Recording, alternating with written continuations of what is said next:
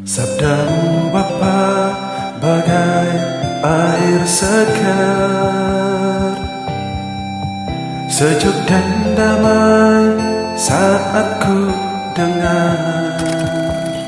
Halo sahabat Santo Paulus, selamat bertemu kembali di channel ini.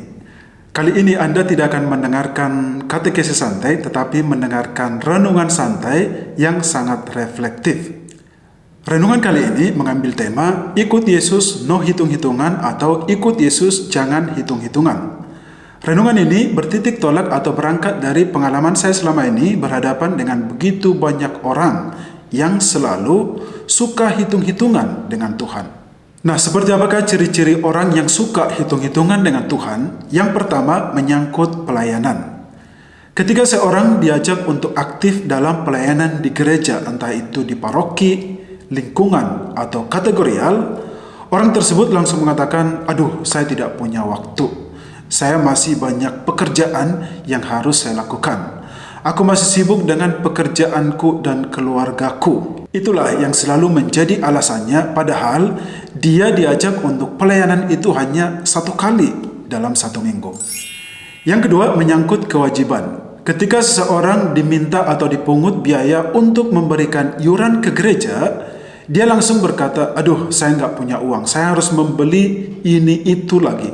Contoh ya, setiap umat dipungut biaya 5.000 per kakak oleh seksi kematian, tapi banyak umat tidak membayar itu atau tidak pernah lancar membayarnya. Padahal sebenarnya kalau dia atau salah satu anggota keluarganya nanti meninggal dunia suatu saat, maka uang 5.000 itu atau 5.000 per bulan itu akan dia dapatkan kembali dari pihak gereja sebagai santunan kematian, kurang lebih sekitar 2 juta per orang.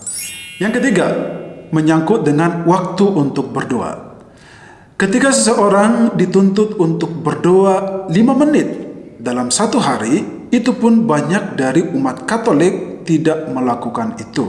Padahal Tuhan memberikan waktu kepada kita itu 24 jam dalam sehari. Bayangkan ya, 24 jam dalam sehari, akan tetapi 5 menit pun dituntut oleh Tuhan dari kita untuk memberikan waktu kepada Dia, itu pun selalu menjadi bahan perhitungan. Yang keempat adalah misa di gereja. Setiap orang Katolik sebenarnya wajib mengikuti misa setiap hari karena setiap paroki rata-rata selalu melakukan misa setiap hari. Tetapi dengan banyak alasan, dengan sibuk kerja, banyak umat tidak pernah ikut misa harian. Mereka hanya kadang-kadang datang sekali seminggu atau hanya mengikuti misa mingguan, sementara yang lain itu hanya datang pada Natal dan Paskah. Yang kelima itu menyangkut derma.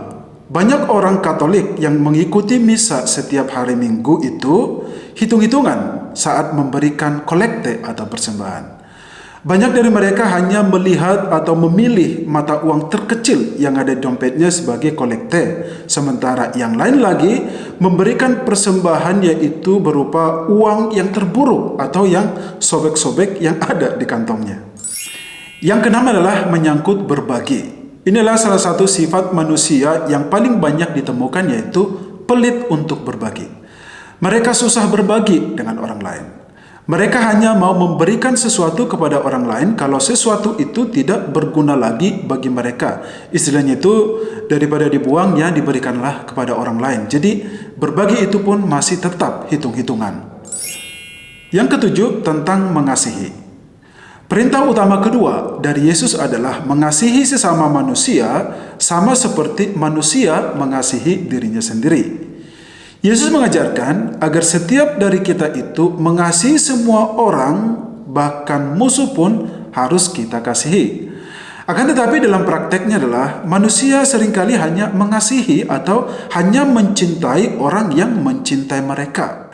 Manusia hanya peduli kepada orang yang peduli kepada mereka. Jadi mencintai kalau dia sudah pernah dicintai, begitu. Jadi singkatnya adalah manusia ternyata selalu hitung-hitungan dalam hal mengasihi orang lain.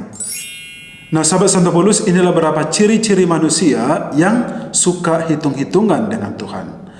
Apakah Anda termasuk di dalamnya ini? Silahkan nanti jawab di dalam diri Anda masing-masing. Mungkin Anda pernah melakukan ini sebagai kekhilafan dari diri Anda, akan tetapi jangan jadikan ini sebagai habitus bagi Anda.